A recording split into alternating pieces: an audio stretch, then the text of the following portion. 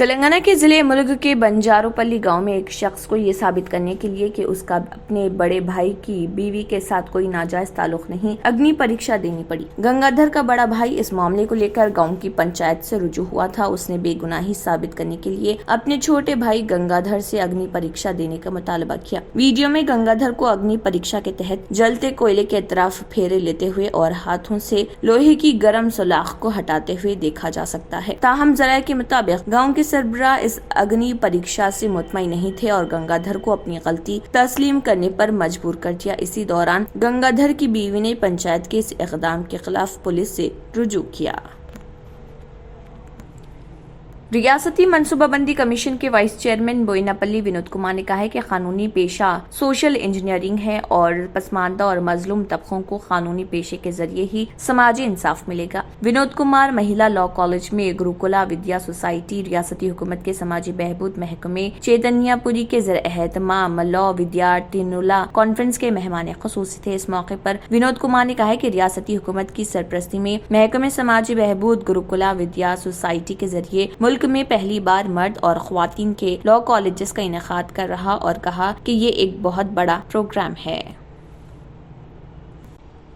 تلگو دیشم کے قومی general secretary نارا لوکیش نے مسلم اقلیت کے نمائندوں کو پھر سے تیقن دیا کہ آندھرا پردیش میں پارٹی برسر اقتدار آتے ہی مسلمانوں کے لیے اسلامک بینک قائم کیا جائے گا۔ آندھرا پردیش میں جاری پد یاترا کے دوران نارا لوکیش نے تروپتی کے چندرگیری میں مسلمانوں کے اجلاس میں شرکت کی اور تیقن دیا کہ تلگو دیشم کے برسر اقتدار آنے پر مسلمانوں کی معاشی ترقی کے لیے اقدامات کیے جائیں گے۔ پد یاترا کے موقع پر مقامی مسلمانوں نے نارا لوکیش کا خیر مقدم کرتے ہوئے اجلاس منعقد کیا۔ نارا لوکیش نے الزام عائد کیا کہ جگن موہن ریڈی حکومت نے مسلمانوں کی فلاح و بہبود کو نظر انداز کر دیا۔ ایسی حکومت کو برسر اقتدار رہنے کا کوئی حق نہیں۔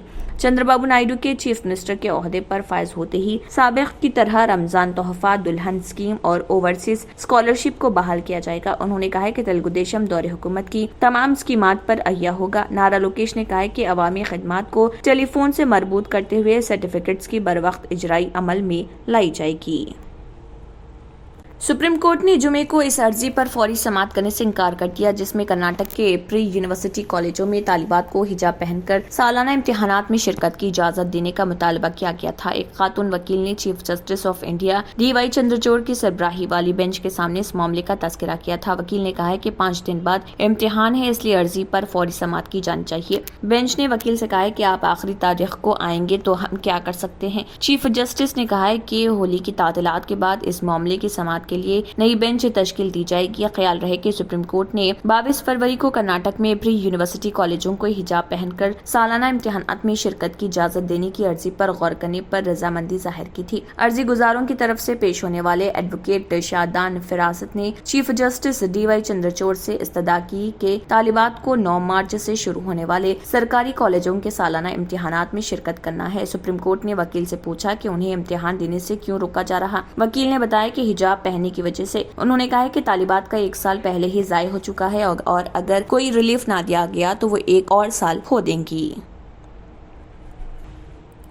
بالی ووڈ اداکارہ دیپیکا پڈوکون آسکر کی پریزنٹر کے طور پر نظر آئیں گی۔ یہ سال آسکر 2023 میں ہندوستان کے لیے قابل فخر لمحات لے کر آیا ہے، جہاں ایک طرف چھیلو شو اور RRR کا ناٹو ناٹو گانا آسکر کے لیے نامزد ہو چکا ہے، وہیں اب آسکر ایوارڈ کے ساتھ دیپیکا پڈوکون کا تعلق بھی شامل ہو گیا ہے۔ دیپیکا پڈوکون 13 مارچ کو منعقد ہونے والے آسکر کی پریزنٹر ہوں گی۔ دیپیکا پڈوکون نے مداحوں کو یہ اطلاع دی ہے۔ دیپیکا نے انسٹاگرام پر شیئر کی گئی پوسٹ میں کہا کہ ان کے علاوہ Dwayne Johnson, Michael B Jordan, Jennifer Connelly, Melissa McCarthy, Zoe Saldana, Jonathan Majors اور کویسٹلو اور ڈونی ان آسکر 2023 میں پریزنٹر ہیں۔ ان کے علاوہ Riz Ahmed, Emily Blunt, Glenn Close, Ariana DeBose, Janelle Monáe اور سیمیول ایل جیکسن بھی آسکر پریزنٹر ہوں گے۔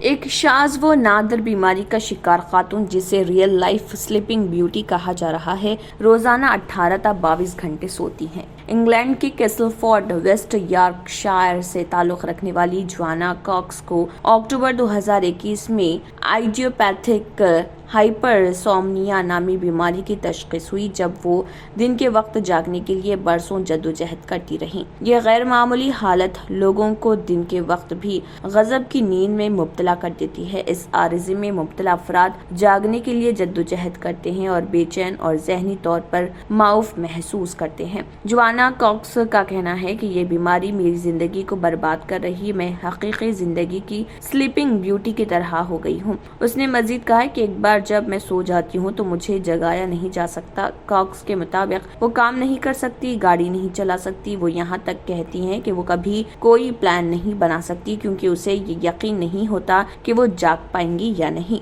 कॉक्स ने सबसे पहले 2017 में इन अलामात का तजुर्बा करना शुरू किया जब उसने दिन के वक्त बहुत थकावट महसूस की। वो एक सफाई की कंपनी चलाती थी और काम पर जाने के लिए जद्दोजहद करती थी। इसी जद्दोजहद में आखिरकार वो सो जाती थी। इस आर्जे की तशखीस होने से पहले कॉक्स ने खुद को गैर मामूली जगहों पर भी सोते हुए पाया क्योंकि उसे पता नहीं होता था कि कब उसे नींद आ गई। इस खातून की उम्र 38 साल है और वो हवाई सफर के दौरान तैयारों में भी सो चुकी है। इसके अलावा अपनी बेटियों एजेबल और कैटलन के साथ छुट्टियां मनाने, सैरो तफरी से भी महरूम है। वो प्रोटीन शेक और तैयार खानों पर जिंदा रहती हैं क्योंकि उन चीजों से जल्दी जल्दी पेट भरा जा सकता है और वो फिर से बिस्तर पर पहुंच जाती है। कॉक्स को जागते रहने की जद्दोजहद के बाइस दिमागी मसाइल का सामना भी करना पड़ा। ऐसे महसूस होता था जैसे सैकड़ों मकड़ियां उसके बिस्तर पर रेंग रही। एक मर्तबा उसने बगैर कुछ खाए 4 दिन सोते हुए गुजारे, जिसके बाइस उसका ब्लड प्रेशर, शुगर कम हो गया और उसे दाखिल अस्पताल होना पड़ा। अब आपको गुर्दे में और पित्ते में पथरी यानी किडनी स्टोन या गैल ब्लैडर स्टोन होने पर नहीं है घबराने की ज़रूरत।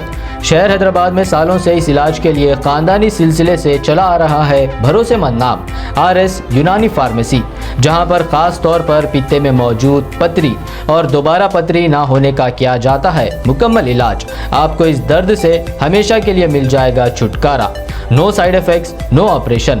तशखीस करते हुए दवाएं की जाती है फराहम, तो देर ना करें, जल्द ही तशरीफ लाए।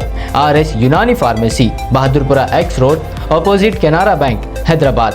మజీద్ తఫ్సీలాత్ के लिए రబ్త్ करें। 2 సంవత్సరాల క్రితం మా ఆయన పనిచేసే ఫ్యాక్టరీలో అగ్ని ప్రమాదం జరిగింది. కంపెనీ లాస్ అయింది. నా భర్త డిప్రెషన్లోకి వెళ్లారు. బాబా రజాఖాన్ బంగాళీ అంతా బాగు చేశారు. ఈ రోజు మా కంపెనీ భారతదేశంలోనే నెంబర్ 1 ఎక్స్పోర్ట్ కంపెనీ అయింది. నేను నిజాయితీగా పనిచేసినందుకు గత 3 సంవత్సరాలుగా ఒకే పోస్ట్ మీద పనిచేశాను. కానీ బాబా రజాఖాన్ బంగాళీ ఆశీర్వాదంతో వెంటనే ప్రమోషన్ వచ్చింది.